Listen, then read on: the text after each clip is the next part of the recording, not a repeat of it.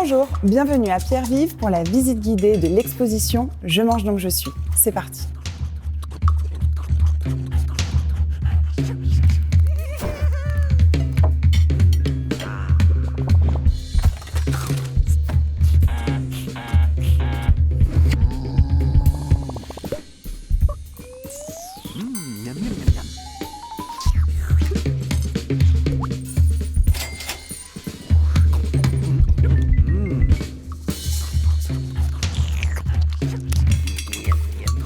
L'exposition « Je mange donc je suis » porte sur l'alimentation.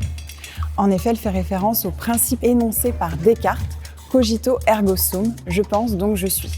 Cette exposition aborde le sujet de l'alimentation de manière transdisciplinaire, avec une première partie qui abordera l'alimentation à l'échelle de l'individu, une deuxième partie à l'échelle des sociétés, pour terminer avec une partie où nous aborderons l'alimentation à l'échelle de la planète. Pour illustrer ce propos, je vous invite à aller voir le premier objet, le caddie.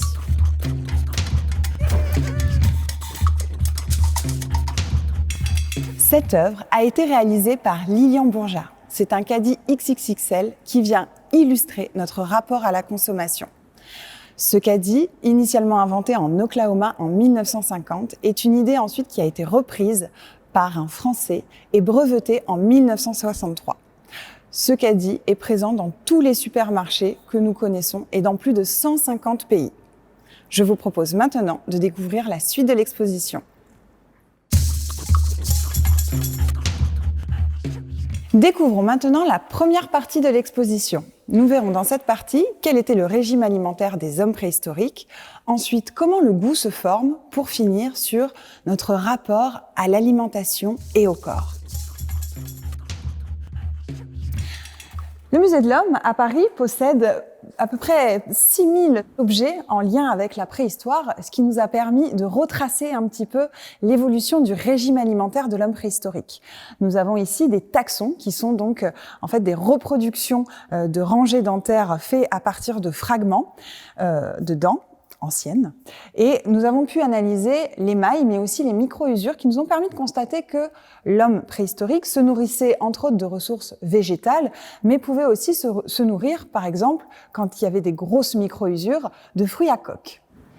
Ce ne sont pas les seules ressources de l'homme préhistorique, puisque on va voir à travers l'étude aussi des outils qui ont été découverts sur les sites de fouilles, mais aussi d'objets de culte, qu'il y avait d'autres ressources, notamment les ressources aquatiques.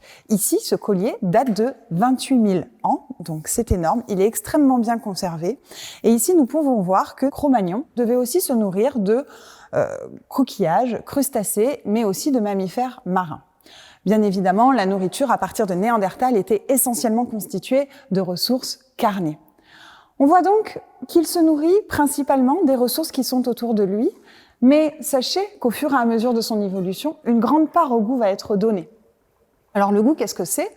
Comment est-ce qu'il se crée ? Eh bien, tout d'abord, c'est grâce à la langue et aux 5000 papilles qui sont présents dans notre bouche que nous pouvons créer et construire le goût. Les molécules olfactives aussi qui se trouvent dans les aliments vont envoyer aussi des signaux au cerveau pour reconnaître les aliments. Le bébé va connaître un premier goût, qui est le goût sucré, qu'il goûtera en premier dans le ventre de sa mère, puis ensuite dans le lait maternel. Et enfin, on va voir que ce goût va évoluer petit à petit au fur et à mesure qu'il va grandir et que de nouveaux aliments vont lui être proposés. On peut donc dire que l'expérience gustative est aussi multisensorielle. En effet, chaque aliment va produire des émotions. C'est pour ça aujourd'hui qu'on parle de la Madeleine de Proust, mais aussi, ne vous rappelez-vous pas du purée jambon que vous faisait votre maman quand vous étiez malade ? Ceci crée des sentiments et à la vue de ce plat, on a un sentiment de réconfort.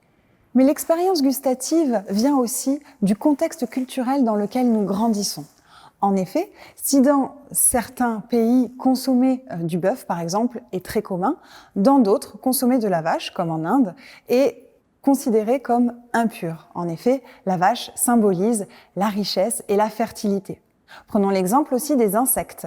Les insectes sont beaucoup consommés en Asie, mais en Occident, une assiette d'insectes, ne nous donne absolument pas envie, car nous les considérons, dans l'imaginaire collectif, comme des nuisibles. Le rapport au corps aussi va avoir un impact sur notre manière de s'alimenter.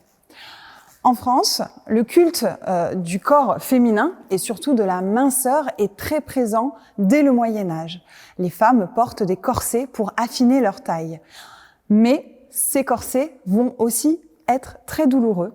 Donc, à partir des années 60, le corset va complètement disparaître. Mais la minceur est un idéal féminin qui repose sur les épaules des femmes. Dans notre culture, comme en Mauritanie, ce sont les corps opulents qui sont synonymes de fécondité et de bonne santé. Et les femmes vont alors aller dans des écoles de gavage pour que les femmes puissent être vraiment rondes. Bon, bien évidemment, ça se fait de moins en moins. Donc on voit que la société a un rapport important dans l'acte de consommer, dans l'acte de se nourrir surtout. Mais voyons aussi quel est le rapport à l'aliment et comment est-ce qu'on le prépare dans les sociétés et comment est-ce qu'on se nourrit. Dans cette deuxième partie, nous allons parler de l'acte de se nourrir dans les sociétés. En effet, les manières de table, mais aussi les manières de cuisiner. C'est très important, c'est un acte convivial qui permet aux gens de se réunir dans de nombreuses sociétés. On peut aussi constater que cuisiner, c'est maîtriser le temps, maîtriser la cuisson et maîtriser les assaisonnements. D'une culture à une autre, on va constater qu'on va utiliser des ustensiles différents. Si on hache tous avec le couteau, eh bien dans d'autres pays, on va râper le manioc ou râper la noix de coco avec des outils que nous, occidentaux, nous ne connaissons pas. Il y a aussi les manières de table. Les manières de table, vous allez pouvoir le constater avec cette table dressée à la japonaise, avec la présence des baguettes. Donc les baguettes, c'est comme ça qu'ils mangent au Japon. Alors attention, il y a des règles cependant. On mange avec les baguettes, on ne les plante pas dans le plat, car cela fait référence aux cérémonies funéraires. Et puis, on ne mélange surtout pas son plat avec les baguettes. À l'opposé, de manière occidentale, notre manière de table, de se mettre à table, eh bien, vous allez voir qu'il y a beaucoup plus de couverts et nous allons utiliser des couverts selon les aliments que nous allons manger. Pour information, la gastronomie française est aujourd'hui au patrimoine immatériel de l'UNESCO. Un grand monsieur de la cuisine nous a permis de constater, de voir l'importance qu'il y avait dans l'art de préparer les mets, de les assembler entre eux pour leur donner bon goût. C'est Marie-Antoine Carême, ou plutôt Antonin Carême. C'est un grand pâtissier et cuisinier qui a eu une renommée internationale, qui a tout appris par lui-même. Donc, il a été abandonné à l'âge de 8 ans. Il a appris à faire de la pâtisserie chez un grand pâtissier à Paris. Et puis, petit à petit, il a pris son indépendance. Il a écrit de nombreux ouvrages, encyclopédies, dans lesquels vous avez des menus, mais vous avez aussi des recettes de cuisine. Aussi, on lui doit la toque de chef qu'on retrouve aujourd'hui sur les têtes de nos chefs des cuisines françaises. On va ensuite aborder la troisième partie, puisque pour cuisiner, nous avons besoin de produire les aliments. Vous avez ici, par exemple, une des manières de produire des aliments qui est encore très présente, qui était présente déjà à l'époque de nos ancêtres, la chasse, la pêche et la cueillette. Vous avez donc par exemple la communauté des Inuits, donc qui vivent au Groenland, au Canada ou aux États-Unis, qui eux chassaient au harpon jusque très longtemps. Maintenant, ils chassent au fusil et se nourrissent essentiellement de mammifères marins comme le beluga ou alors le phoque. Alors, cela pose certains problèmes puisque du coup, il y a du diabète qui va se créer puisqu'ils consomment énormément de protéines grasses et en plus, ils sont contraints de subir la pollution qui vient des pays occidentaux qui remonte dans les pays froids. Une autre communauté qui est très connue, c'est les pygmées. Les pygmées eux aussi se nourrissent des aliments et des ressources qu'ils ont autour d'eux. Et donc, ils sont 150 000, ils vivent dans la forêt du Congo et ils se nourrissent d'autres aliments que nous avons l'habitude de voir dans nos assiettes, donc ici des singes mais aussi des oiseaux, et ils sont en train de disparaître puisqu'ils sont en train d'être repoussés puisqu'on est en train de réduire leur forêt. Il existe beaucoup d'autres formes de cultiver, de produire des aliments. Alors, vous avez par exemple aussi l'élevage qui est important. Donc, prenons l'exemple ici. Donc, on est au Kyrgyzstan. Alors, l'élevage extensif, vous avez un élevage de bovins essentiellement, et parce que dans ces peuples nomades, ils se nourrissent de viande, mais aussi de lait. Donc, le but étant d'élever des animaux sur des grandes superficies. Dans le même format d'élevage, vous avez les fermes australiennes où vous avez des hectares et des hectares d'élevage de bovins et de ovins parce que leur nourriture, ils se nourrissent essentiellement de viande. Donc là, vous voyez, on voit qu'il y a de l'autruche, du kangourou, mais bien évidemment, il n'y a pas que ça. Dans une autre forme de culture, vous avez aussi l'horticulture, l'arboriculture. Donc l'horticulture, ici, vous avez deux exemples avec le manioc, car le manioc, donc c'est pour les Amérindiens du Rio Negro. Le manioc, beaucoup de préparation et beaucoup de culture de manioc puisque c'est la base de leur alimentation. Et vous avez aussi le maraîchage. Alors, il existe le maraîchage, il y a le potager, et puis il y a le maraîchage qui permettent de produire de grandes quantités de fruits et de légumes pour soit les circuits courts, soit les circuits longs. Alors, il se pose une question car, en effet, la plupart du temps, ces modes de production sont peut-être parfois néfastes pour l'environnement, mais il existe cependant des manières de produire qui sont respectueuses de l'environnement.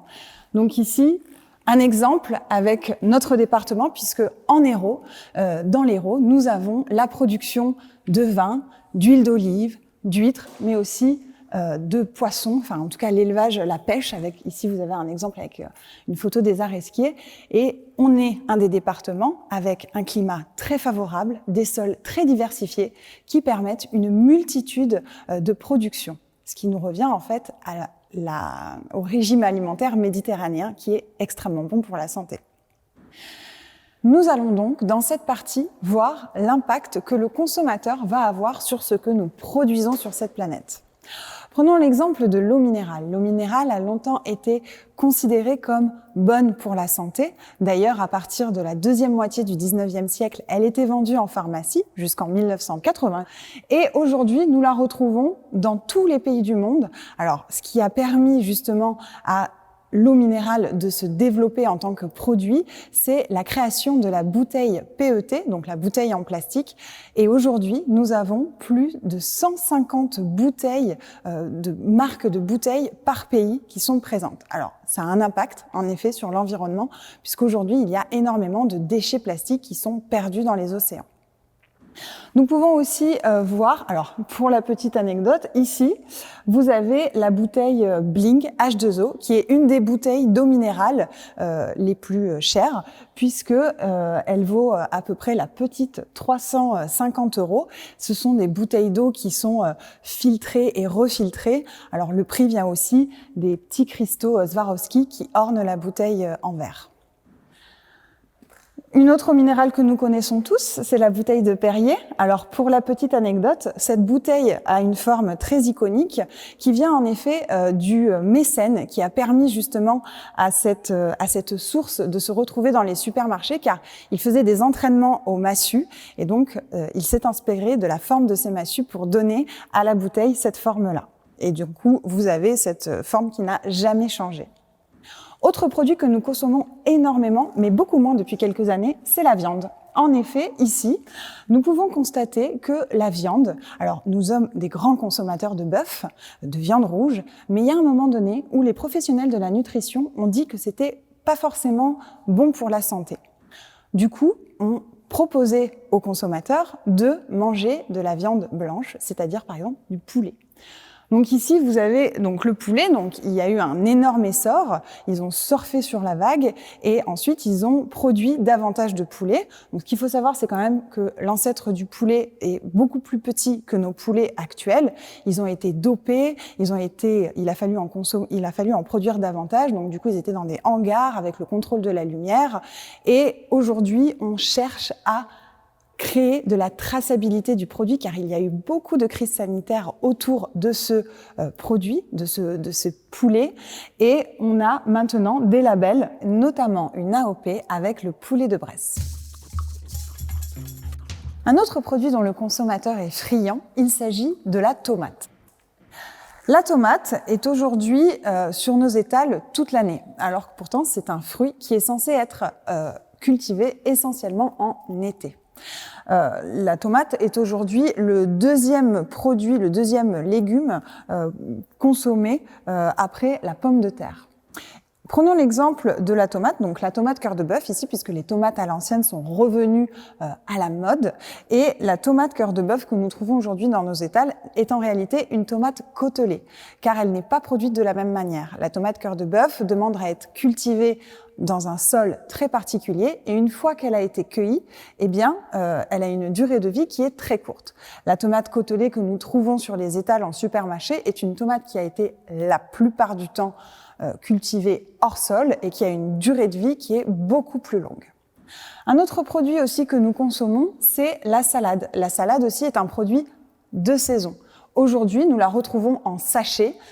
Toutes sortes de salades se retrouvent en sachet dans les rayons des supermarchés. Cela signifie qu'ils doivent probablement subir de nombreux traitements pesticides pour qu'elles puissent tenir et être présentes toute l'année. Nous allons malheureusement pas pouvoir aborder tous les produits que nous trouvons dans ce supermarché géant, mais nous allons conclure en nous posant la question de savoir qu'est-ce que nous mangerons dans 50 ans. Le commissaire de l'exposition, un des commissaires de l'exposition « Je mange donc je suis » du Musée de l'Homme, lui pense que notre assiette sera quasiment similaire. D'autres pensent de manière un peu futuriste que nous mangerons des blanquettes de veau en poudre ou alors des œufs mayonnaise en gélule, mais en réalité, ce ne sera probablement pas le cas. Si vous voulez consommer dans le futur, vous pouvez aussi décider de choisir de prendre une sucette au scorpion ou alors pourquoi pas quelques grillons pour l'apéritif aromatisés au curry. L'élevage bovin produit énormément de gaz à effet de serre. Nous serons donc, dans quelques années, peut-être obligés de consommer quelques grillons et criquets. Nous arrivons maintenant au terme de cette visite virtuelle de l'exposition « Je mange donc je suis ». J'espère vous retrouver très prochainement à Pierre-Vive. D'ici là, prenez soin de vous. À très bientôt.